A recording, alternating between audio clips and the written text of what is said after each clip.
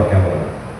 ഞാൻ പറഞ്ഞു ഞാനെനിക്കില്ല എന്ന് പറഞ്ഞു. കാരണം എനിക്ക് ഫുൾ സമ്മതമാണ്. കാരണം ആ സിനിമയിൽ എനിക്ക് വർക്ക് ചെയ്തതിന് ചിന്തിക്കാൻ പോലും സാധിക്കില്ല. അത്രയും ഡിപ്രഷൻ്റെ പീക്ക് എനിക്ക് ഓർമ്മയില്ല. ഡിപ്രഷൻ്റെ പീക്ക് ഇല്യൂഷനാണ്. ട്രീറ്റ് ചെയ്യാത്ത ഡിപ്രഷൻ ഒരു പരിധിക്കപ്പുറത്തേക്ക് ഇല്യൂഷനായിട്ട് മാറും. ആൾക്കാർ എന്തുകൊണ്ട് ആത്മഹത്യ ചെയ്യുന്നത് മനസ്സിലായി. സൂയിസൈഡ് എന്തുകൊണ്ട് ഇങ്ങനെ സംഭവിക്കും എന്നുള്ള പോയിന്റ് ഞാൻ കാണുന്നത് എനിക്ക് പേടിയുള്ളതുകൊണ്ട് മാത്രം ചെയ്യുന്നത്. കാരണം അത് അത് അത് അത് അപ്പോഴാണ് ഒരു ഡോക്ടറെ കാണുന്നതും മെഡിസിൻ കഴിക്കുന്നതിന്റെ ഗുണം ഈ പൊട്ടന്മാർക്ക് ആദ്യം ചെയ്തിരുന്നെങ്കിൽ അത് മരിക്കില്ലായിരുന്നു പോലെ. അപ്പോൾ അത് കഴിഞ്ഞിട്ട് ഞാൻ വീട്ടിൽ അപ്പോൾ അച്ഛനാണ് പറഞ്ഞത് ഒരു പ്രതി വർക്ക് ചെയ്യണം, പിന്നെ നീ ഏതോട് ചെയ്തു. അപ്പൊ ഇപ്പൊ നോക്കുമ്പോൾ എന്നെ റീകോൾ ചെയ്തത് അച്ഛനാണ്. അതാണ് സ്നേഹവീട് എന്ന സിനിമ. സ്നേഹവീട് അതിനകത്ത് ഞാൻ അസിസ്റ്റ് ചെയ്തു. മോഹൻലാൽ സാറിന്റെ കൂടെയാണ്. അതാണ് എനിക്കൊരു ഒന്നത് മോഹൻലാൽ അച്ഛൻ. അവിടെയാണ് ഈ രണ്ട് സുഹൃത്തുക്കൾ വർക്ക് ചെയ്യുന്നത് കണ്ടുള്ള ഒരു കൊതി കാണുന്നത്. അപ്പൊ ഞാൻ ഇപ്പൊ ഇതിനായിട്ട് എനിക്ക് കിട്ടുന്ന ഒരു കംഫർട്ട് ഞാൻ ആദ്യമായിട്ട് കാണുന്ന സ്നേഹവീടിലാണ്. അച്ഛൻ നമ്മുടെ വീട്ടിൽ കാണുന്ന അച്ഛനെ ലാൽ സാറിന്റെ കൂടെ ലാലു കുട്ടിക്കളി കളിക്കുന്ന അച്ഛനാണ്. അപ്പോ ഇത്രയും സൗഹൃദം കൊണ്ടാണ് ഇവർ സിനിമ ഉണ്ടാക്കുന്നത്.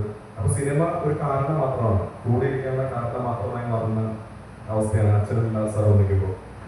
അത് തന്നെയാണ് എനിക്ക് സർവമായാലും. ഞാനും നിവിനും ഇപ്പോൾ ഇന്നലെ സംസാരിച്ചപ്പോൾ ഞങ്ങൾക്കൊന്നും ഓർമ്മയില്ല സിനിമ എടുത്തത്. സീൻസ് എടുത്തൊക്കെ ചില അത് എങ്ങനെയാണ് ഇത്രയും ഷൂട്ട് കഴിഞ്ഞത് പറയുമ്പോൾ പാലക്കാട്, കൊച്ചി, ബോംബെ ഇവിടെയൊക്കെ പോയി ഷൂട്ട് ചെയ്തിട്ടുണ്ട്. പക്ഷെ നമുക്ക് ആ കാലം ഓർമ്മയില്ല.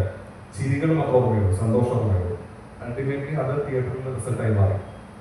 അപ്പോൾ അവിടെ നിന്ന് അങ്ങോട്ട് ഞങ്ങൾ സ്നേഹവീട് മുതൽ ഉള്ള യാത്രയിൽ പിന്നെ അച്ഛൻ്റെ കൂടെ വർക്ക് ചെയ്യാൻ ഭയങ്കര ഷാർപ്പാണ് അച്ഛൻ. കാരണം അച്ഛൻ ഫിലിം കാലം മുതലുള്ള അച്ഛൻ വളരെ ഫേമസ് ആയിട്ട് അസോസിയേറ്റ് ഡയറക്ടറാണ്. സ്പീഡ് വേണം, പിന്നെ ടെക്നോളജി അധികം ഡിപ്പെൻഡ് ചെയ്യാൻ പറ്റില്ല. ഇപ്പോഴും സ്പോട്ട് എടുത്ത് യൂസ് ചെയ്യില്ല, സ്പോട്ട് എടുക്കില്ല. പേപ്പറും പേനയാണ് ഞാൻ മെയിൻ. അപ്പോൾ ഇപ്പോഴും ഞാൻ എൻ്റെ അസിസ്റ്റൻസ് പോലും പേപ്പറും പേനയാണ് യൂസ് ചെയ്യുന്നത്. ഞങ്ങൾക്ക് സ്പോട്ട് എടുക്കില്ല. ഗുണം എന്ന് പറയുന്നത് എഡിറ്റ് അറിയാതെ ഈ പണിക്ക് ഇറങ്ങാൻ പാടില്ല എന്നുള്ളതാണ്. ഒരു ഡയറക്ടർ എഡിറ്റർ ആവണം എന്നുള്ള ചിന്ത ആദ്യമായിട്ട് തന്നത് അച്ഛനാണ്. അച്ഛൻ കൈകൊണ്ട് ലാപ്ടോപ്പിൽ എഡിറ്റ് ചെയ്യുമെങ്കിലും ഞാനും അനുഭവം എഡിറ്റ് ചെയ്യും. പക്ഷെ അച്ഛൻ മനസ്സിനകത്ത് എഡിറ്റ് ചെയ്താണ് ചിന്താറുള്ളത്.